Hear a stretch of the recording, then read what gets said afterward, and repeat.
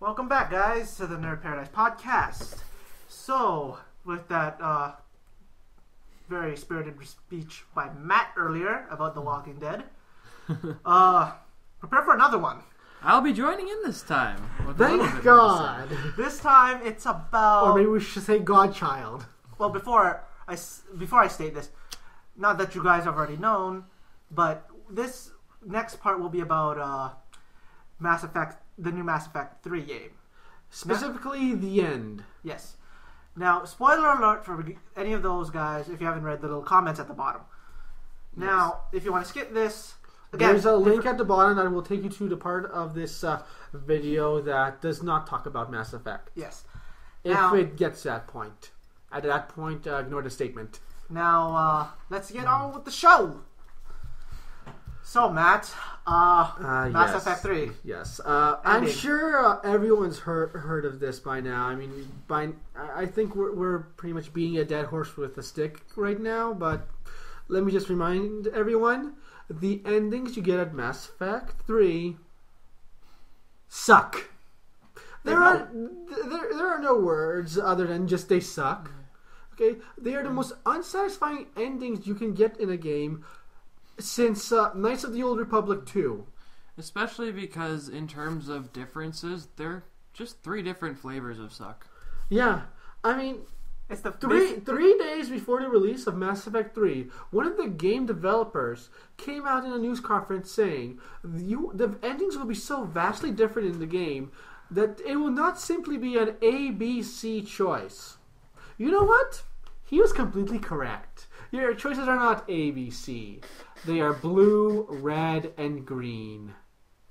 I repeat, blue, red, and green. Kind of reminds you of like getting the Napolitan flavor ice cream, or the static on really old TVs. Yes.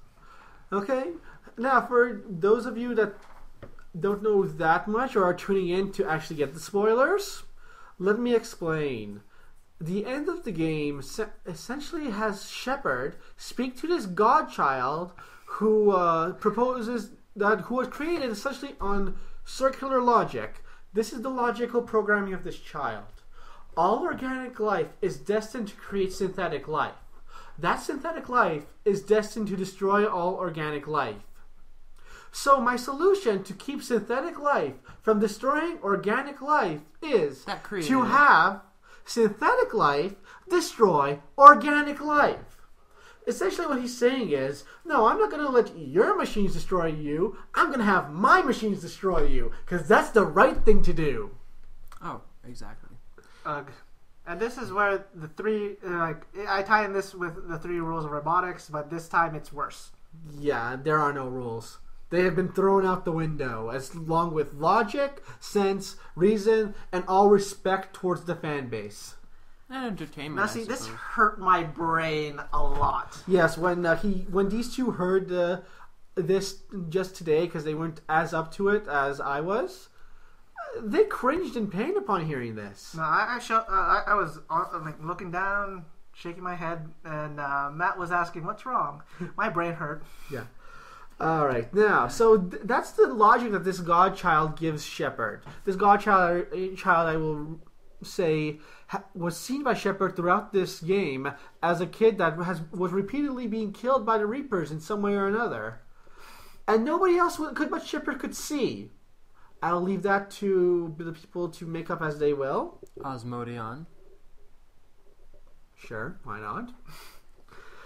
Anyway, so... Dem. Yes, so this godchild tells Shepard that this is his solution to having synthetics not kill organics, by having synthetics kill organics. And then he says that there's a way to stop the cycle, and he has the choice to do so. And first the godchild says, you have many choices.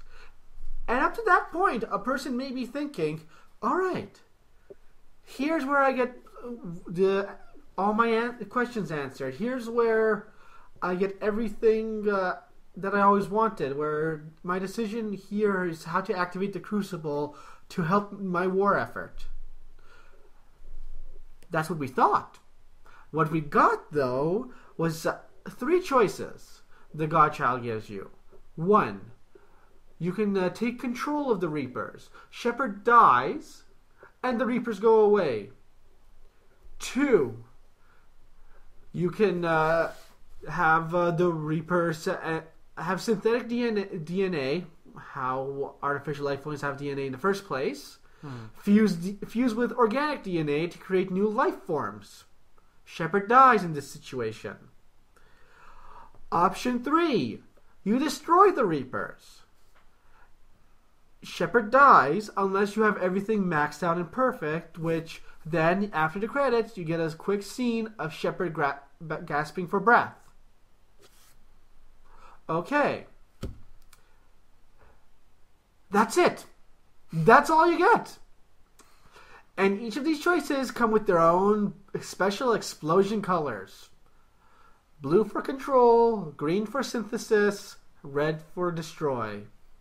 Now see, what I'm thinking about when he told me this, and I watched the whole video about this, what I was thinking through my head was the creators must have, the developers and the storyline workers might have smoked a blunt with Midnight Shyamalan. Yeah. And they were thinking, Midnight, what should we do? M. Night, not Midnight. Well, M. Night, Midnight. Probably his college name. Yeah. Maybe. Either way, what should we do in this situation? Twist, make it a twist, make it a twist, make it a twist, make it a twist. God damn it, make it a twist. Pretty much. So, yes. Now, you would think that maybe these endings were vastly different, like something different happens each time. Nope. After Shepard gets killed in each of these 3 endings, everything goes boom. Yes. The only difference in the booms is the color.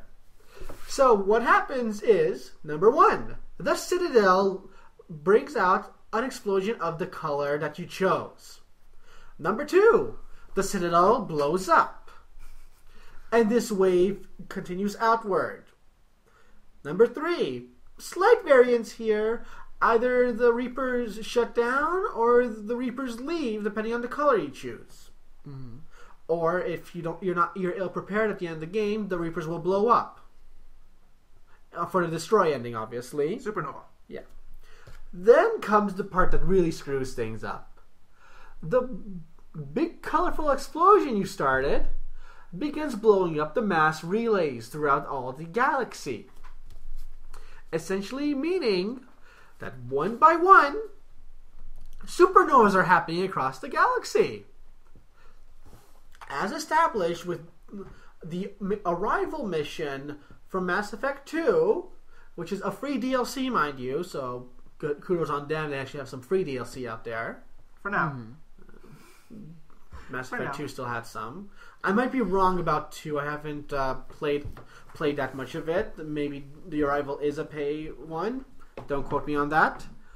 But anyways, so as from that DLC, you find out that a mass relay explodes at the force of a supernova, decimating a solar system. So if all the mass relays in the galaxy are exploding, do you know how many lives Shepard just killed? I think he may have beaten the Reapers in their kill count. Never to be outdone, Captain Shepard. Yeah.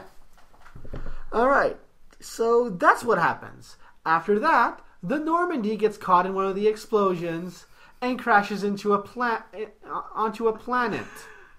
Now, we'll get to the Normandy in a second.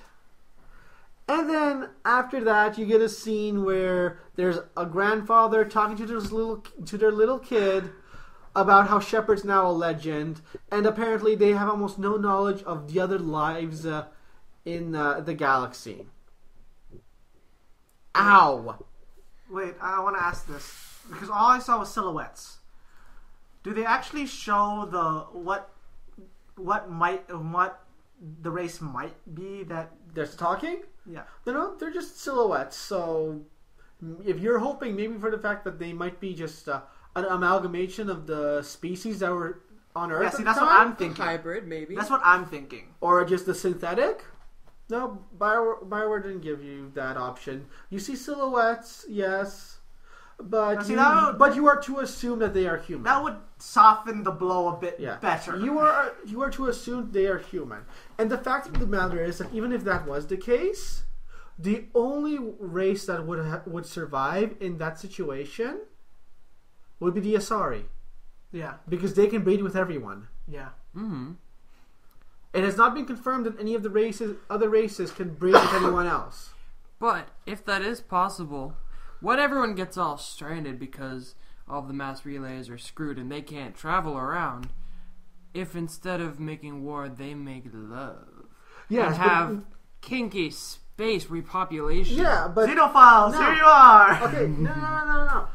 Even if that is the case, it's been established in the Mass Effect universe that, at least so far, it hasn't been confirmed yet, if that is the case, that the only species that can effectively mate with any other species are the Asari, the blue-skinned, all-female race. Yes, but that's not to say that certain races can't mate with other ones, and ones that they can't can be mated with from this race over here, and so, in a way, they have common links. Maybe. Space children! Maybe. But that wouldn't work considering... That can't work considering that at least half the races that are there, one, are not humanoid. Because you have those big elephant-like things. I don't think you're going to see any humanoid races being attracted to those. Depends on what you're into. Yeah. And then you have the Volus, which are just these little midget things that constantly have asthma. Yeah, you don't want your kid coughing a lot. Yeah. Now, the fact of the matter is that in the Mass Effect universe, the only ones that have been confirmed that can breed are Asari. Which means that if those two are meant to be an amalgamation of races, they should have been both female. Both Asari. Well, that's not to say that... It depends on how much time has actually elapsed in this, and that the race could have maybe adapted over time. No, because the Asari have been around for 50,000 years, and they've been breeding with other species for over 2,000 years. If there was ever a chance for there to be a genetic anomaly for a male Asari to suddenly appear, it would have already happened. Perhaps. Okay. By now, it's pretty much firmly established that the Asari is a monogendered species that can mate with anyone of any gender. Okay, so they've established that the Asari can mate with anyone, but they haven't confirmed that other races can't mate with No, others? they haven't, but if you're sticking to the continuity, then they are the only race that can. Thus, that the final outcome of the situation of that entire fleet being stuck on planet Earth would result in about 10 generations, just Asari. Now, see that's kind of interesting in the fact that it's usually in games or like in fantasy or sci-fi, it's usually the humans that are allowed that can interbreed.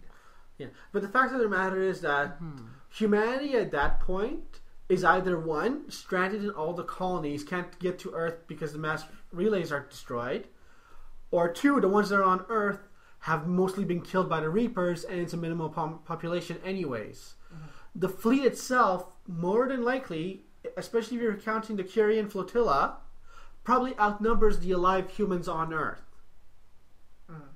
So the fact of the matter is, Asari.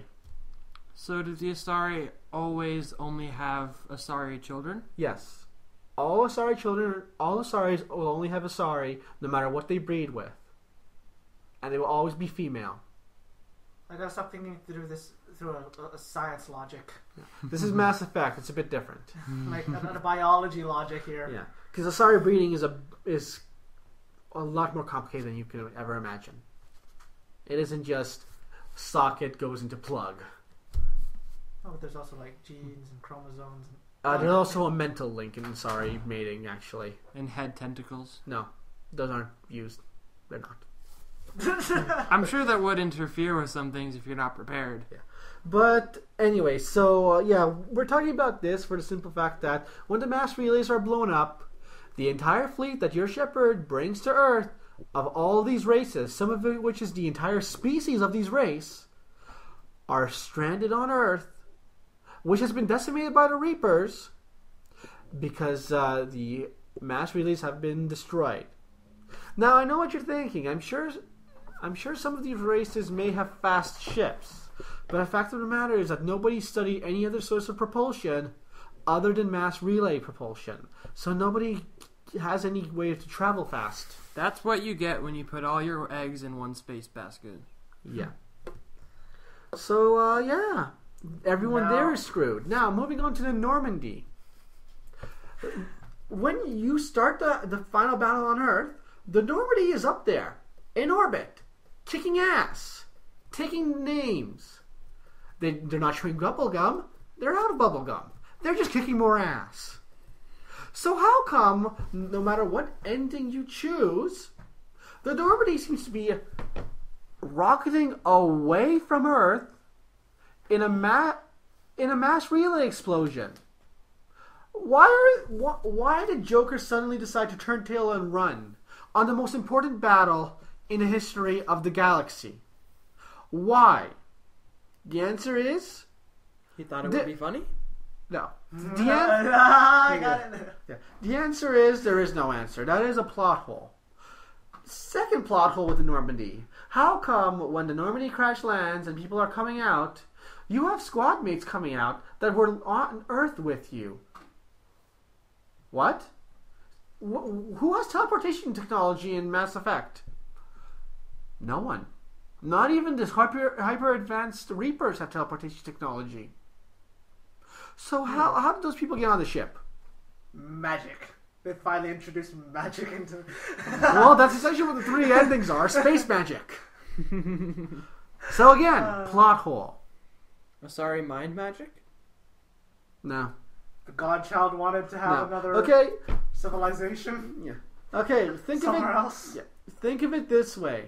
The only logical way that can work with the Normandy is if during the battle Joker landed the ship on Earth, which has been stated that it's very hard to do even in the best of conditions because this Normandy is larger than the original one.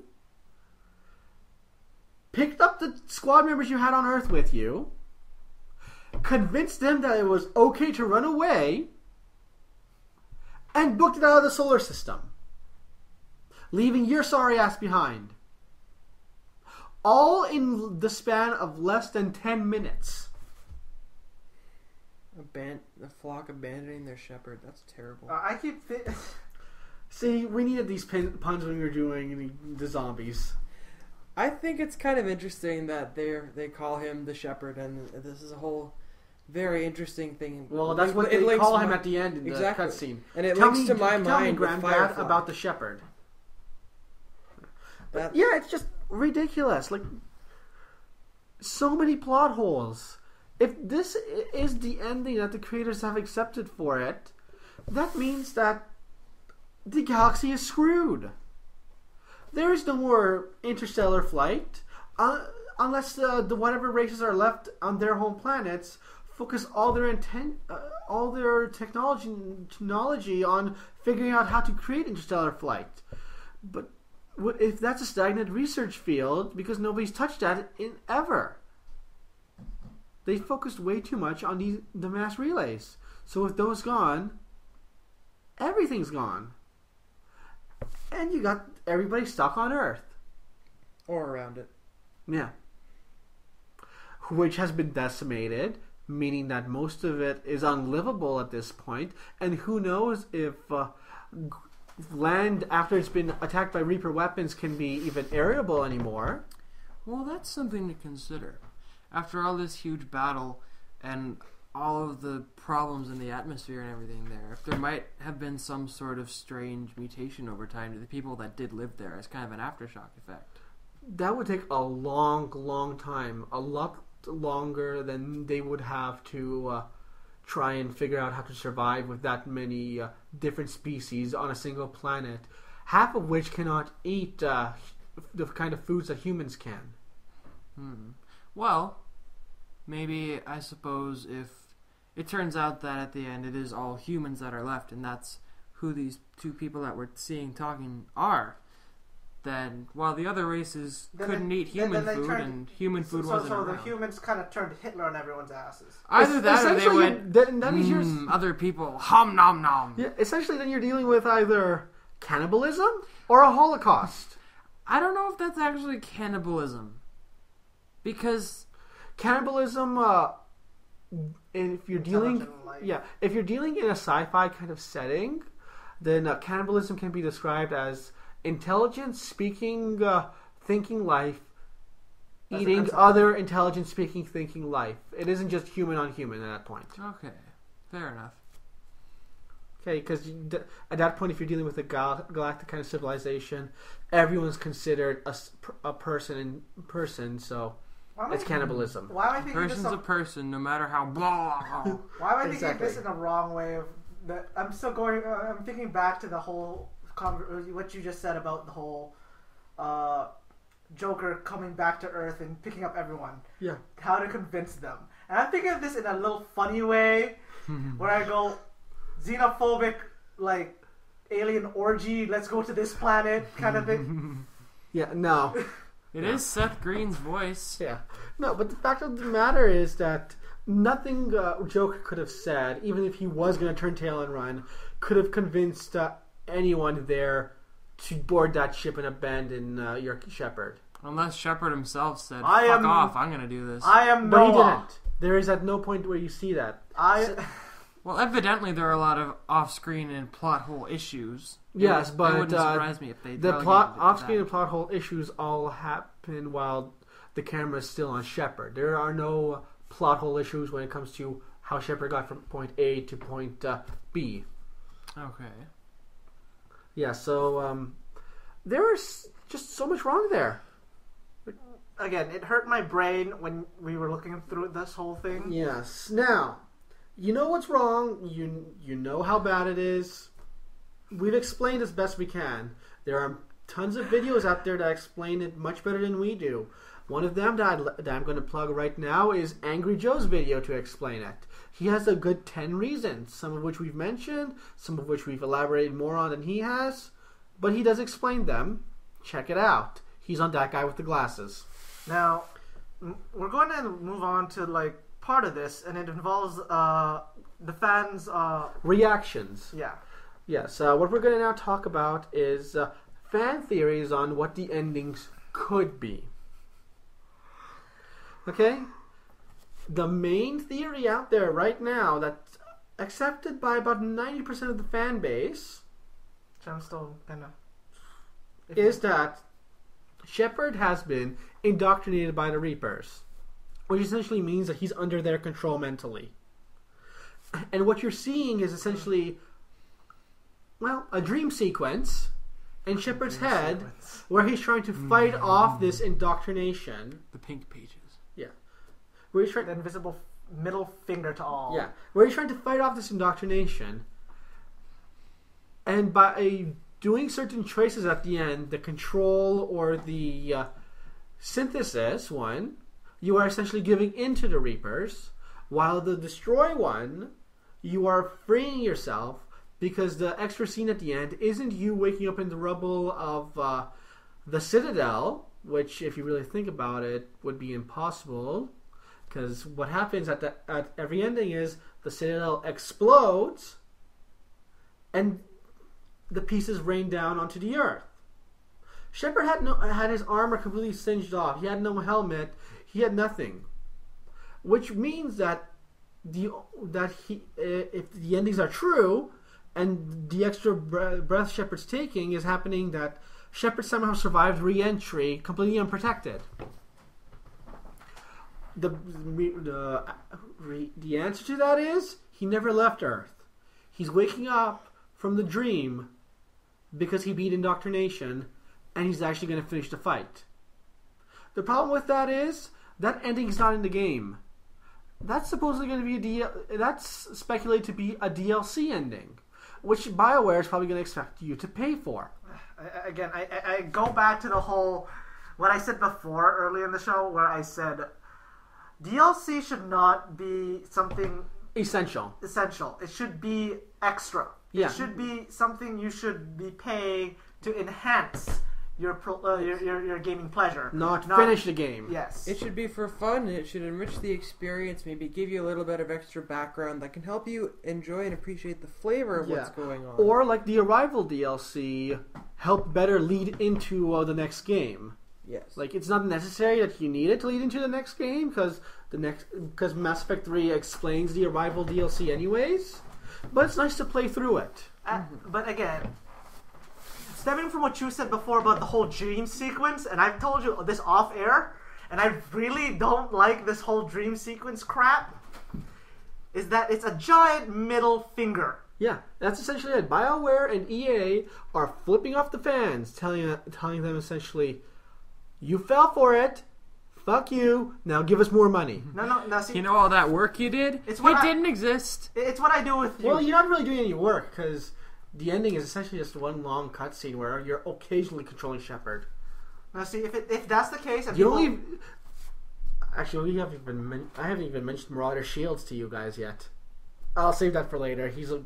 He's awesome, though. But yeah. Where was I? Yeah. Basically, again, it's a giant middle finger. It's basically them telling you, please put up the peace sign. Now put that index finger down. You're basically fucking yourself over. Yeah. Now, that's essentially what BioWare did. They fucked us over. Now, okay? It's a good thing they made all these promises pre-release. And what they give us? ABC. Well, and in the end, though, those who have bought it, BioWare won. Yeah. Mind you, I will tell you this. Anybody that bought your game through Amazon feels for you and is offering full refund to people that bought it through their service because they realize the game is crap. Okay, this is including the special editions. So, anyone that bought it through Amazon, go for it. Other than that, no one's going to accept it. You can trade the game in, sure. BioWare has won. But BioWare still has gotten your money. If you bought it... Okay, and here's what I'm getting at. With people who bought it and don't, like, are saying you don't like this whole thing, and are not into the whole DLC, here's my suggestion. Don't buy the game. Yeah. Don't support them. Yeah. If this is actually the canon ending, or if the DLC is completely overpriced, boycott BioWare, boycott EA. Send them a message that we will not stand for this kind of crap. Send them the message that we want a complete game. Okay? Now don't... Send them the message that we will hold the line until you realize you've done fucked up. Now, if you've bought the game, I don't know what to say other than... Think of it this way. If you have bought the game, anyone that was smart enough to maybe film yourself playing it, post your reactions to the ending online, even as responses to this video. I would love to see your responses to this shit ending going on live. I've seen some of these responses. I've seen people play the game live, filming themselves play it, and their responses to it. They're hilarious. I feel for them. I feel sorry for them, but they're still worth a laugh when people just become that pissed off. Okay? This is a joke. This is an affront to gamers everywhere, and this should not be forgiven. Be it that they release a DLC or they don't. Either way, it is an unforgivable thing that they have a game that we've invested so much time and effort into come down to simply choosing what color you want your final screen to be. Now, see, that's where it gets me, is that looking through some of the videos and seeing that you go through a lot of crap. Really, you do. You have to go through a lot of things in the game. Then, at the end, get that giant middle finger.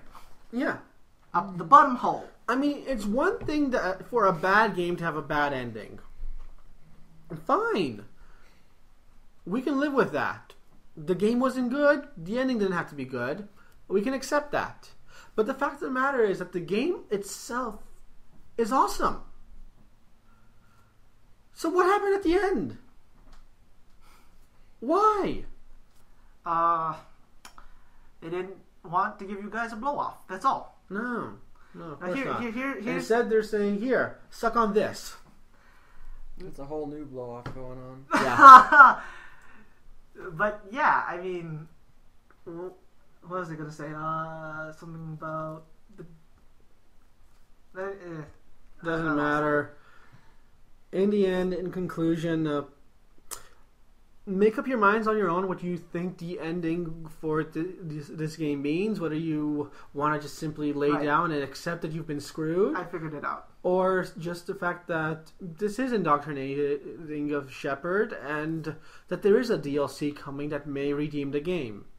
Now, just remember that you should still be upset about that fact because you're being forced to pay more for your game, which isn't even completed. Yeah. That's what gets me is that they have now those who paid the game, they have your money. They're planning now if this DLC is true, and if they're not going to make this free or at least a bit cheaper, they want that money. They want to get that money. Yeah. If you have got the game and first figure out who spoilers just because this is the fact you have to do some quality assurance on this crap. You have to make sure that that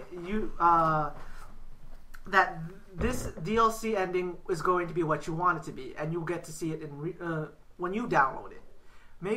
I know you're using others as guinea pigs, but this is the only way to do it. Yeah. Figure out what the ending is first. Figure it out, and if it actually is the choices that we were promised with all the press releases, then buy it. Go for it. If it actually seems like it's worth getting, get it. But afterwards, please remember that BioWare screwed you. BioWare forced you to buy this. Even if it is awesome, you were forced to buy it to complete your game the way you wanted to. Please boycott BioWare. They screwed us. They've pissed us off. We deserved better than this. Now, with that being said, we'll take another break. Yes. Sorry for this taking so long. I guess there will not be any prompt at the bottom of this video. We will just have to hope you can live with that. If not, we can't do anything about it. We like to talk. Mm-hmm. Alright, thank you. And we shall continue in the next parts, which shall be completely spoiler-free. And a bit lighter on